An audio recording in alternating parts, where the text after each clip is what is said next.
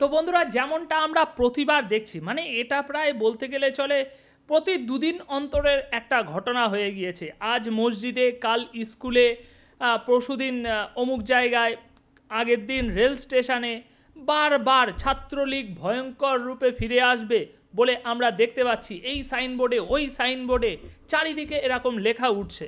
তো এখন বর্তমানে আরও একটা লেখা উঠেছে, টপ নিউজে পরিণত হয়েছে লেখাটি। সেটা হচ্ছে একটা সিটি হসপিটালে আওয়ামী লীগ আবারও ভয়ঙ্কর রূপে ফিরবে, সাইনবোর্ডে লেখা ভেসে উঠেছে। তবে এর থেকেও বড়, এই নিউজে এর থেকেও বড় বিষয় হচ্ছে আওয়ামী লীগ ছাত্রলীগ আবারও ভয়ঙ্কর রূপে ফিরে আসবে, এটা তো বুঝলাম, কিন্তু এর পিছনে আরও বড় ঘটনা হচ্ছে। এই ঘটনাতে প্রমাণ হয়েছে বিএনপি অ্যাকচুয়ালি কতটা মারাত্মক, কতটা হিংস্র, কতটা বর্বর। বিএনপির ছাত্রদল, এইসব যে সমস্ত কর্মীরা আছে, এরা কতটা হিংস্র এবং বর্বর, তার একটা জলজান্ত উদাহরণ আজকের এই রিপোর্টটাতে আমরা স্পষ্ট দেখতে পাবো। আমি কিছু বলবো না আপনাদেরকে, আমি শুধু পড়ে শোনাবো আপনাদের এই রিপোর্টটা, তাতেই আপনারা বুঝতে পেরে যাবেন কেন আমি এই কথা বলছি।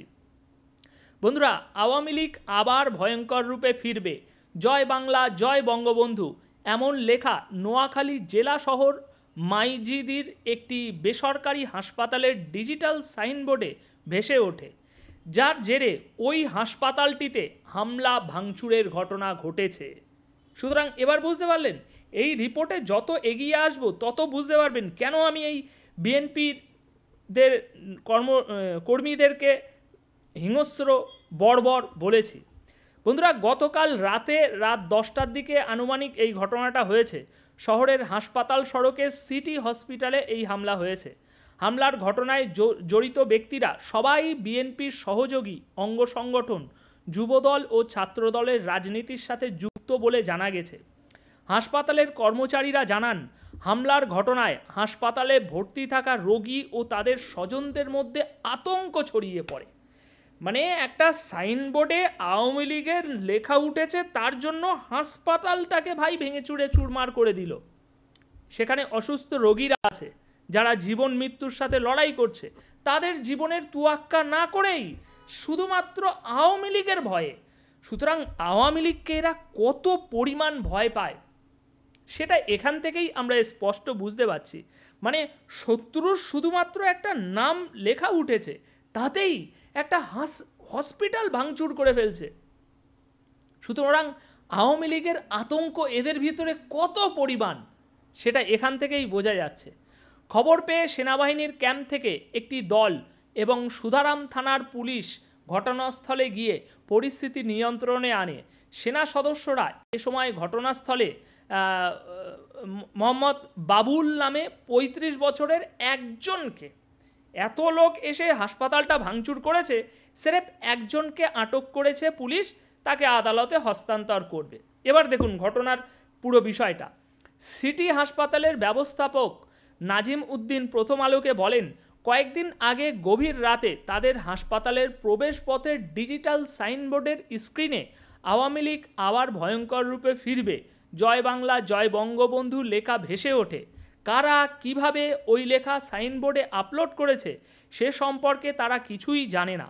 হাসপাতালের নিরাপত্তা প্রহরী তাকে বিষয়টি জানানোর পর তিনি তাকে সাইনবোর্ডের বৈদ্যুতিক সংযোগ বন্ধ করে রাখতে বলেন। সেটি সেভাবেই পড়েছিল, মানে যে সাইনবোর্ডটা নিয়ে ঘটনাটা হয়েছে সেটা ইতিমধ্যে বন্ধ পড়েছিল। কারা কিভাবে ওই সাইনবোর্ডে আওয়ামী লীগের ভয়ঙ্কর রূপে ফেরার লেখা আপলোড করেছে তা হাসপাতাল কর্তৃপক্ষ জানে না। এখন হাসপাতাল কর্তৃপক্ষ তো আর ইলেকট্রিকে কোনো রকম ইঞ্জিনিয়ারিং করে রাখেনি, সুতরাং তারা সেটাকে ওইভাবেই বন্ধ করে রেখেছিল। তারপর নাজিমুদ্দিন বলেন, গতকাল রাত আনুমানিক 10:30টার দিকে যুবদল ও ছাত্রদলের একদল নেতাকর্মী হাসপাতালে এসে তাকে বিষয়টি জিজ্ঞাসা করলে তিনি তাদের বিস্তারিত বিষয়ে বলেন এবং এর সঙ্গে তাদের হাসপাতালের কেউ সংশ্লিষ্ট নন বলেও জানান। এই সময় নেতাকর্মীরা হাসপাতালের একজনকে ডেকে ওই সাইনবোর্ডটির বিদ্যুৎ সংযোগ চালু করতে বলেন। বিদ্যুৎ সংযোগ চালু হওয়ার পর সাইনবোর্ডে একই লেখা ভেসে ওঠে। এরপর হাসপাতালে হামলা ভাঙচুর শুরু হয়। সুতরাং এবার একটা জিনিস এখানে বুঝে দেখুন, এরা কতটা হিংস্র, কতটা বর্বর না হলে এরকম একটা কাজ করতে পারে। হ্যাঁ ভাই, বুঝতে পারছি আওয়ামী লীগ, ছাত্রলীগ এরা হচ্ছে একদম নিষিদ্ধ এখন বাংলাদেশে, বুঝতে পারলাম। এখন কেউ না কেউ এই লেখাটা হাসপাতালের সাইনবোর্ডে আপলোড করেছে, বুঝতে পারলাম। এখন হাসপাতালের ডাক্তাররা কোনো ইলেকট্রনিক্স ইঞ্জিনিয়ার না, তাদের হাজার একটা কাজ রয়েছে হাসপাতালে, সেই জন্য তারা তাদের কাজে ব্যস্ত ছিল। সাইনবোর্ডটা হয়তো রিপেয়ার করা হয়নি, ওইভাবে বন্ধ পড়েছিল। এবার তোমরা আসলে, এসে দেখলে যে সাইনবোর্ডে এই বিষয়টা আছে, ঠিক আছে, সাইনবোর্ডটা খুলে আমি ভেঙে চুড়ে ফেললাম, মিটে গেল। কিন্তু তা না করে সাইনবোর্ডের সাথে হাসপাতালের ভিতরে ভাঙচুর করা শুরু করেছে, যেখানে অলরেডি রোগীরা ভর্তি রয়েছে। সুতরাং এদের এই সেই হাসপাতালের ভাঙচুর দেখুন, এখনও আছে। নাজিমউদ্দিনের অভিযোগ, হামলাকারী ব্যক্তিরা হাসপাতালের প্রবেশপথের ওই ডিজিটাল সাইনবোর্ডের পাশাপাশি ভেতরে তার কক্ষের টেবিলের কাঁচসহ অন্যান্য সামগ্রী, এক্স-রে কক্ষের কম্পিউটার, ল্যাপটপ, জরুরি বিভাগের চিকিৎসকের কক্ষ, ওষুধের দোকানের কাঁচ, আসবাবপত্র এবং সামনে থাকা একটি অ্যাম্বুলেন্স, একটি প্রাইভেট কার ও কয়েকটি মোটর সাইকেল ভাঙচুর করেন। এছাড়া ক্যাশ কাউন্টার ও ওষুধ দোকান থেকে ওষুধ ও টাকা লুটপাট করে নিয়ে যান বলে তিনি অভিযোগ করেন। এই তো ধরা পড়েছে ভাই, তোদের উগ্রবাদী, চোর, চিটিংবাজ, ডাকাত, খুনি, তোদের চরিত্র এখানেই ধরা পড়েছে। দেখ তোরা এটাকে নিয়ে কি জাস্টিফাই কি করবি, যে না ছাত্রলীগ আওয়ামী লীগের লেখা উঠেছিল সাইনবোর্ডে, তাই আমরা দেশপ্রেমিক, তাই আমরা গিয়ে ওই সব ভাঙচুর করে এসেছি। তা যেটাতে লেখা উঠেছিল সেটা ভাঙচুর করে চলে আসতে পারতিস। এরকমভাবে চুরি করলি কেন? ওষুধের দোকানে টাকা লুট করেছিস, ওষুধপত্র লুট করেছিস, এরকম চোচ্চেটামি শিখিয়েছে বিএনপি, খালেদা জিয়া আর ওই লন্ডনে লুকিয়ে বসে থাকা তোদের আব্বা, কি নাম ভুলে যাচ্ছি, আব্বার নাম কি, তারেক জিয়া, জাতির কি বলে ওটা, জাতির পিতা না, জাতির নায়ক তারেক জিয়া। তারেক জিয়া তোদের এইভাবে চুরি করতে শিখিয়েছে। শেখ হাসিনা না হয় তাদের দলের কর্মীদেরকে মানে মস্তানি করতে শিখিয়েছে, অরাজকতা করতে শিখিয়েছে, খুন খারাপি করতে শিখিয়েছে, বিভিন্ন রকম। তা তোর জাতির নায়ক বিশাল একেবারে আদর্শ, তোদের জাতির নায়কের আদর্শ এই একটা সাইনবোর্ডের লেখা দেখে হাসপাতালে ভাঙচুর করলি, তারপরে সেখানে অ্যাম্বুলেন্স ভেঙে দিলি। অ্যাম্বুলেন্সটা কী করেছিল ভাই? তারপরে এই যে ওষুধের দোকান, কাউন্টার, সেগুলো ভাঙচুর করলি, করে ওষুধ টাকা লুটপাট করে নিয়ে গেলি। এই তো হচ্ছে তোদের চরিত্র। তোরা হচ্ছিস চোর, তোরা হচ্ছিস আর কি বলবো, জঙ্গি, তোরা হচ্ছিস উগ্রবাদী, তোরা হচ্ছিস নৃশংস বর্বর সেনা। হাসপাতালে দলীয় কর্মীদের হামলার বিষয়ে জানতে চাইলে এইবার দেখুন, জেলা যুবদলের সাধারণ সম্পাদক নুরুল আমিন খান আজ দুপুরে মুঠোফোনে প্রথম আলোকে বলেন, ওই হাসপাতালের ডিজিটাল স্ক্রিনে আওয়ামী লীগ ফিরে আসার প্রচারণার খবর পেয়ে দলীয় কিছু কর্মী সমর্থক প্রতিবাদ জানাতে গিয়েছিল।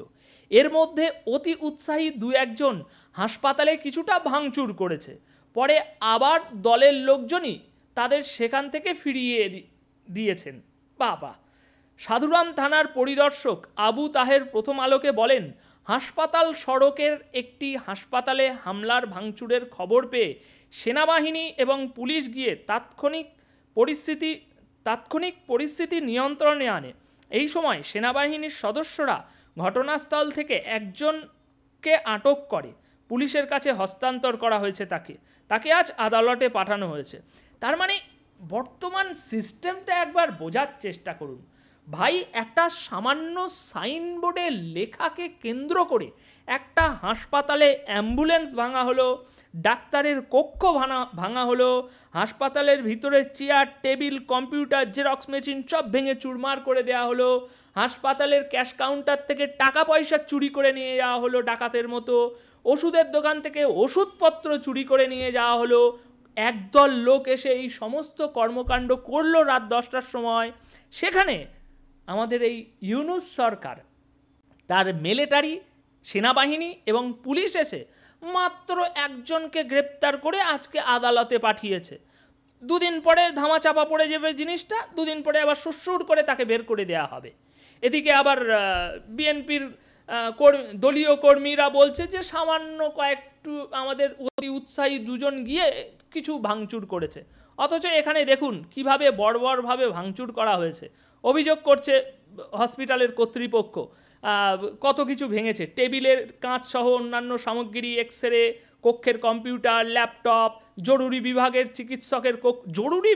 চিকিৎসকের কক্ষ, ওষুধের দোকানের কাঁচ, আসবাবপত্র, সামনে থাকা একটি অ্যাম্বুলেন্স, একটি প্রাইভেট কার, কয়েকটি মোটরসাইকেল, এগুলো ভেঙেছে হাসপাতাল কর্তৃপক্ষ বলছে। আর দলীয় কর্মী বলছে যে কি বলে, কর্মী সমর্থক প্রতিবাদ জানিয়েছে, অতি উৎসাহী দু একজন হাসপাতালে কিছুটা ভাঙচুর করেছে, পরে আবার দলের লোকজনই তাদের সেখান থেকে ফিরিয়ে দিয়েছে। তোদের ভণ্ডামিতে তোদেরকে এখন 2025 সালে একটা অ্যাওয়ার্ড দেওয়া দরকার। সারা বিশ্বে যত দেশ আছে তোদের মতো এই বর্বরদেরকে একত্রিত করে তোদের মধ্যে কে সব থেকে বেশি বর্বর সেরকম একটা প্রাইজ দেওয়া দরকার, বুঝতে পারলি? তোদের এই ন্যাকামির একটা প্রাইজ দেওয়া দরকার। সুতরাং এই হচ্ছে ব্যাপার। তো এখন তোরা হাসপাতালে চেয়ার ভাঙিস, টেবিল ভাঙিস, কম্পিউটার ভাঙিস, আর যাই ভাঙিস, আওয়ামী লীগ আবার ভয়ঙ্কর রূপে ফিরবে, ছাত্রলীগ আবার ভয়ঙ্কর রূপে ফিরবে। আর সেই ভয়ঙ্কর রূপটা কতটা ভয়ঙ্কর হবে সেটা তোরা হাড়ে হাড়ে টের পাচ্ছিস। আর হাড়ে হাড়ে টের পেয়েছিস বলেই অসুস্থ মানুষেরা যেখানে গিয়ে ভর্তি আছে, জীবন মরণ নিয়ে লড়াই করছে, কিংবা আগামী সময়ে জরুরি বিভাগে যে সমস্ত অসুস্থ রোগীদের চিকিৎসা হবে সেই সব জায়গাগুলোও তোদের মধ্যেও তো একটু মন মানসিকতা আছে, কিন্তু তোরা ভয়ে এতটা আতঙ্কিত হয়ে গিয়েছিস, এতটা পৈশাচিক চিন্তাভাবনা তোদের মাথায় এসেছে যে কোনো কাণ্ডজ্ঞানই তোদের নেই, জরুরি বিভাগ পর্যন্ত ভেঙে ফেলেছিস। সুতরাং বুঝে দেখ এইবার আওয়ামী লীগের ভয় তোদের মধ্যে কি পরিমাণ আছে। আর আওয়ামী লীগ তো ফিরবে, খুব শীঘ্রই ফিরবে। সুতরাং যে কটা দিন হাতে একটু রাজত্ব করে নে, খুব শীঘ্রই ফিরবে আর খুব ভয়ঙ্কর রূপে ফিরবে। আর এবার যখন ফিরবে তোদের একটারও ছাল পিঠে থাকবে না, সব ছাড়িয়ে নেওয়া হবে। তো আশা করি আপনারাও একমত হবেন আমার সাথে, কমেন্ট বক্সে অবশ্যই জানিয়ে যাবেন। ধন্যবাদ সকলকে, দেখা হচ্ছে পরের ভিডিওতে।